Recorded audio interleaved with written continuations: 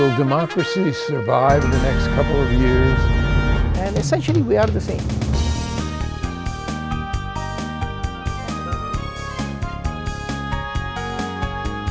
And there are so many needs that Minnesota has. What people are saying they need right now. Access to democracy is made possible by donations from the following organizations. Thomson Reuters, a global company with expertise and insight to unravel complex situations in the areas of law, tax, compliance, government, and media. Their worldwide network of journalists and editors keep customers up to speed on relevant global events. Thomson Reuters, the answer company. Crutchfield Dermatology, a full-service treatment center in Medi-Spa in Eagan. Their goal is to help you look good and feel great with beautiful skin. With service built around courtesy, dignity, and respect, Mayo-trained Dr. Charles Crutchfield personally treats each patient and is acknowledged as one of the nation's best physicians. Firefly Credit Union, with locations throughout the Twin Cities, has proudly served Minnesotans since 1925. Firefly guides its members forward by delivering customized financial solutions to improve their lives in all aspects of banking. Firefly Credit Union, they light the way with life illuminated. Edina Eye, Physicians and Surgeons, a division of Twin Cities Eye Consultants, has proudly served the Twin Cities for more than 55 years. Now in 7 convenient locations. Using the most advanced technology combined with human touch, Edina Eye offers comprehensive services for dedicated specialists committed to excellence with innovative procedures and expertise for the most advanced eye care. Welcome back to Access to Democracy, and welcome back, Matt Goldman. It's been a crazy year, not only for all of us, but I guess for writers also. Now, your latest book, Matt, and we'll talk about your background in a minute. Your latest book, Dead West. Yeah. I think it got delayed in opening. Is it out now? Yes, it just came out August 4th. It was originally scheduled to come out June 2nd, and my publisher, thank you for holding that up. My publisher delayed it a couple months, and I think that was the smart thing to do. And there it is. It's the third in the Nils Shapiro series. Yeah, actually, it's the fourth. The fourth. Yes. That's right. We have The Shallows, and we have Gone to Dust, and we have Broken Ice, and then we have this, which I became a fan with the first one, and here we are 3 books later. This is a little bit different book in terms of Nils Shapiro, because most of your books so far have taken place here in the Twin Cities or in the Midwest. And here you move back to your other life in Hollywood. We spent 20 years and 2 Emmys and all sorts of things. And you move Nils out there in search of a young man whose grandparents retained him to make sure he's not squandering the fortune that they have bestowed upon him, and the adventure that follows from there. So had to come easy for you, having spent so many years in Hollywood, to make that transition, however. Pardon me? I say it had to come easy making that transition from here to Hollywood, because you spent so many years there. Oh, yeah, it wasn't as easy as I thought it would be. And the biggest reason is my character of Nils, who's a private investigator in the Twin Cities. He has developed his method of talking to people by being a good Minnesotan. He's not a tough guy. He's not a head basher. He doesn't threaten people, because he knows that in Minnesota, that kind of thing just doesn't work. You know, you need a bit of Minnesota nice in order to get people to cooperate with you. And that's his whole job, is to gain people's trust so they share information with him. But when I got him out in Hollywood and I was writing the scenes, and knowing Hollywood the way I do, I realized, that way of talking isn't going to work for him. They're just going to roll right over him and look at him as a Midwestern lightweight. And so I had to make him a little more tough and a little more devious to do his job out there. And you also wrote in Jameson White, a 6'7" bodyguard, who traveled with him and had his own adventure within the adventure. Yeah, Nils first met Jameson. He kind of acts like a bodyguard for Nils, but he's also a nurse practitioner. And so when Nils was injured in broken ice, someone hired Jameson to hang with Nils to make sure he was getting his wound dressed and taking his antibiotics. And the two have become fast friends. And so Jameson knows Los Angeles because he played college football at UCLA. And he's going through a personal crisis, and Nils figures it'll be good for him to get out of town for a little bit. So he takes Jameson out to Los Angeles with him. And there is no doubt that we're not finished with Jameson White in the Nils Shapiro book. No, he's one of my absolute favorite characters, and readers love him quite a bit. Yeah. And we will see more of him. Now, you've had a really interesting career. You actually have done stand-up. You have written for television. You are a writer of movies. You are a novelist. And on the seventh day, you rest. So there was a big, very good feature about you in the Sunday Pioneer Press this week. Yeah. With the book coming out. So let's talk a little bit about that career. And I know you have some television coming out also. So let's talk about that as well. Well, you know, this pandemic is strange in so many ways. I feel quite fortunate that me and my family have been healthy, and also we've all been able to continue working. I know a lot of people haven't, and that's difficult. One of the, you know, I moved back to the Twin Cities, and I had made a decision not to work in television anymore, not because I don't like television, but because I just didn't want to be traveling back and forth. But because of the pandemic, all the writers' rooms have had to do what we're doing. They're gathering in Zoom. And so I got a call from a friend who I've worked with before, and I was asked to work on a new show. It's called Call Your Mother. It'll be on ABC. I don't know exactly when, but coming up in the near future. And it's a comedy starring Kira Sedgwick, who starred in The Closer, which was a great cop show. And are you sharing that with other writers, or is that something that you have the sole credits on?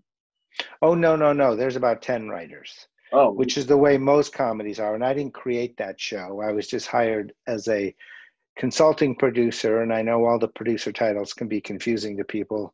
But mostly in television, not always, but mostly when you see a producer credit in television, it's a writer.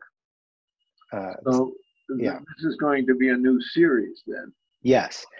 They were scheduled to shoot the pilot in March. The sets were built. Everything was loaded into the stage. The show had been cast, and then everything shut down because of COVID. But on the strength of the script, which again, I did not write, and the strength of the star, Kira Sedgwick, ABC was so happy with it, they ordered it straight to series without even making a pilot. Really? That's unusual. Yeah, it's very unusual for a broadcast network to do that. And they're going to recommence shooting soon? Is that what you said? Well, the plan is to start production August 25th, and I'm not sure when this will air, but that is the plan as of now. Things are not going great in California with the virus, so we'll see if that holds up. Okay. And one thing about a virus shutting down things, for a writer who generally works alone, it doesn't, I would think, make much difference in terms of your life, the hours that you devote to writing, and perhaps it makes more of a difference in your family life. Yeah, it really, the first week that everything shut down, I struggled with a little bit, mostly out of just concern for everybody in the world, and the disruption to everyone's life. And it bothered me on a lighter note. It kind of bothered me in a metaphysical way that everybody was in my space of staying home and working like I was. I liked it when everybody else left. And I was the one who stayed home and worked. But after about a week of adjustment, I got right back into my old routine. And yeah, again, I've been fortunate that I can do my job during this time. Now, you've been working on this television show by Zoom primarily. Mm-hmm. And have you also been writing? Yes, I have been writing. I have been writing a new novel that's a non-Nils novel, and it will be published by my same publisher, Forge. I've just made a deal to do that. So I think, I'm not sure if that'll come out in 2021 or 2022, but yeah, I've been quite busy. I've also written a Nils short story during the pandemic, and that will be published by Ellery Queen Mystery Magazine. And that's just a short story, though. But correct. But the novel, what's the genre of the novel? Yours is sort of a thriller with a sense of humor. Yeah, I would say it's more of a mystery. It definitely has a sense of humor. There are no private detectives involved. It's about a middle-aged man who goes to visit his aging parents in South Carolina, where they've retired, and kind of an old family mystery arises along with a new mystery. And out of concern for his family, this regular guy, he's not a private investigator, starts poking around into what happened in the past and in the present. And is that one completed? Are you still working? No, I'm about a third of the way through that one. But I will finish that up in the next few months. Did I recall that you were doing something for the stage as well? Or I have in the past, but I'm not at the moment. Yeah. And boy, I figured you would just take over all media. No, I'm actually just a guy who sits in this room you see before you now, sits in here by myself, or with a dog or two, and just writes every day. Yeah, that's funny. I have a dog sleeping at my feet also. Yeah.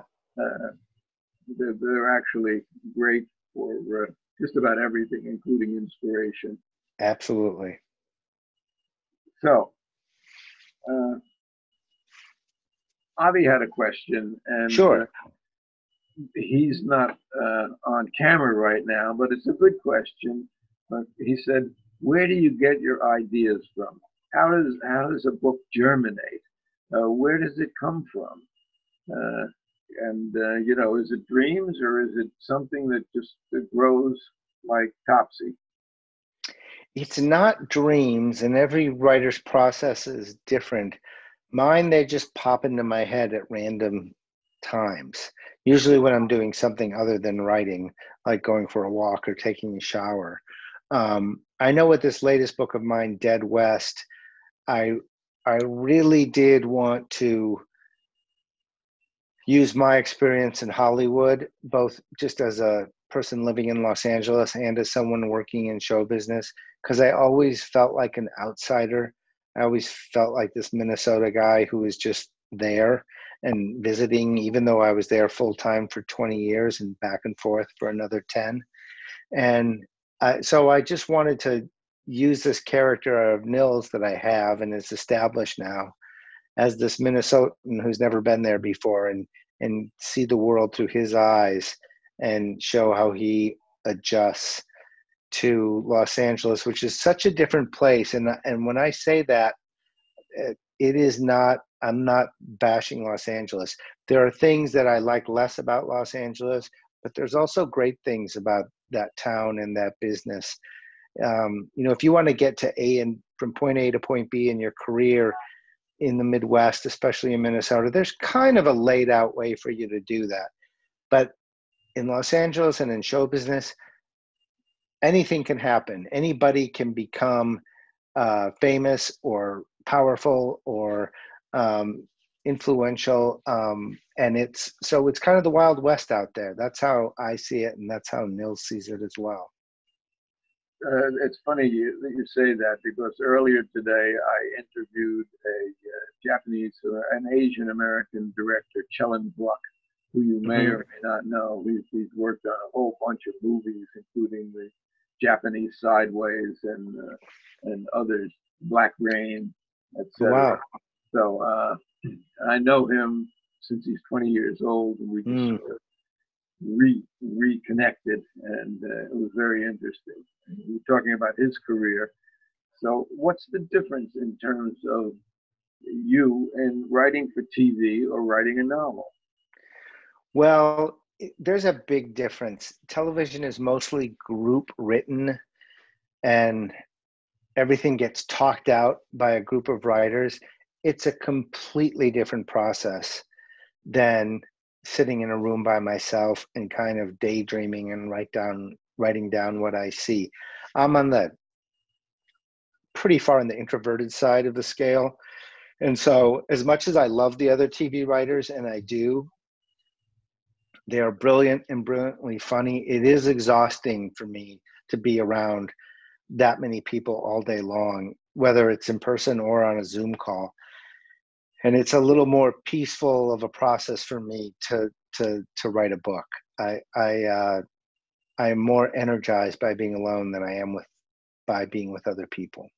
Well, we've had the Neil Simon movie, I think, 23rd Floor, whatever it was. Oh yeah, I saw that play on Broadway. Yeah, and it was about writers and writing a show, and the eccentricities of everybody that was involved, including the stars. Yes. And that's got to be different than where you're writing. You're by yourself. Obviously, you have people that you want to read your novels. There are people that you have to bounce things off. You have an editor, you have an agent, etc.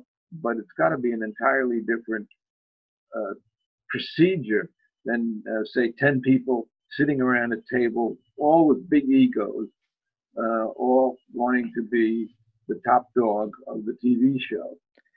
Yeah, I haven't had a problem with the egos very much. I have been fortunate to be in rooms of writers where people are mostly want what's best for the show. And those are the writers that I want to work with. Those are the writers I hire when I'm in a position to do so. And I think because of my personality, I tend to be hired by like-minded people. So I have not had, there's been a little, but not a lot of managing egos in the writer's room. But it's a hard process. And, again, these are brilliantly funny, smart, sometimes eccentric people. So it's a joy to be around them, but for me, it's exhausting. Now, one of the Emmys that you got was for, well, one was Seinfeld, but the other was Ellen. And Ellen has come under a lot of adverse press lately. What was your experience in working on that show? I've worked with Ellen on a couple of things. I have not seen an unhealthy working environment with her. I've never seen it. And I was a co-executive producer the year before her character came out and the year she came out. And that was a lot of pressure on Ellen. This was before Will and Grace, it was over 20 years ago. And even under that kind of pressure, I had no bad experiences with Ellen. I don't know. I've read a little bit of that information, but I don't know. That hasn't been my experience with her. Well, that's good. Sometimes these allegations take a life of their own, and then people start coming out of the woodwork, and it distorts things completely. And within the last 5 years, it was probably about 5 years ago, I developed a TV show with her and her company, and I found everyone there to be quite professional and on the up and up, and it to be a healthy environment. At least that's my experience. Well, so, good. It's good to hear that. Yeah. Now, you have a great sense of humor, and I want to read from some of the last pages of the new book. Okay. And to induce people to go out and buy it, because Nils actually gets hit with brass knuckles and gets a fractured skull. He's unconscious, he's in a coma. And you describe a lot of what goes on while he's in a coma, which right toward the end of the book. And I found it particularly fascinating. Oh, thanks. A dog I haven't seen in 25 years sits next to me. Her name is Sheila. She's a 70-pound golden retriever, which is a bit of a misnomer because she has dark red fur. She was hit by a car when I was 15. It happened right in front of my eyes. The driver didn't stop. I reach over and pet her. This is in your coma. Sheila's fur feels warm in the sun. I say, sorry I let you off the leash. I didn't think you'd run away from me. She says, I didn't run away.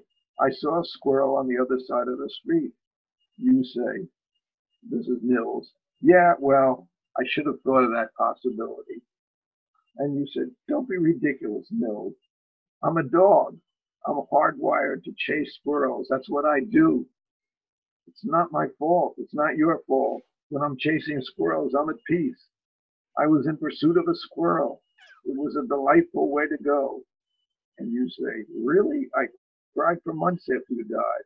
I still get sad when I think about you. I've been afraid to get another dog ever since. And she says, don't be. I wasn't going to live much longer anyway. And there's a dog that just sat down beside you.